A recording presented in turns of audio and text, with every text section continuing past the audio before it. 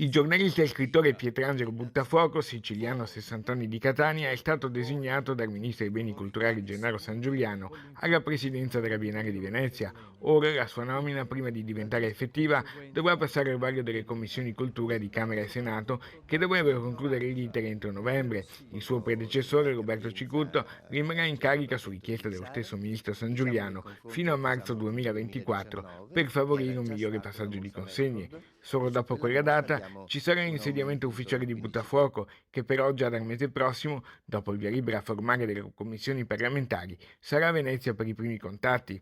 Un passaggio di consegne, già nell'area da mesi, contraddistinto da un grande rispetto istituzionale tra i due. Cicutto, che ha portato la Biennale a numeri record, potrà così concludere serenamente il suo mandato fino alla scadenza naturale, portando a termine il Festival di Musica e la Biennale di Architettura. Così il presidente in pectore della Biennale ha ricordato in un recente convegno a Milano il giornalista Leo Longanesi.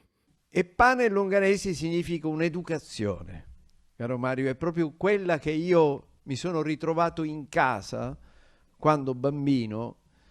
Avevo vicino a me come feticci, come oggetti, le collezioni di giornali che portavano il marchio di Leo Longanesi. Quella di Buttafuoco è una nomina fortemente voluta da Fratelli d'Italia e dal governo Meloni. Tra i primi a complimentarsi per questa designazione c'è il senatore veneziano Raffaele Speranzon, suo grande sostenitore e vice capogruppo di Fratelli d'Italia a Palazzo Madama.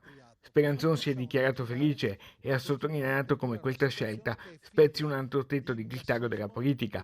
Poi ha aggiunto: la Biennale è stata considerata in questi anni un feudo della sinistra dove poter collocare amici accoliti. Fu proprio il senatore veneziano, diversi anni fa, quando era assessore alla cultura in provincia, a portare a Venezia Buttafuoco per presentarne un libro. Ora però non mancano le polemiche.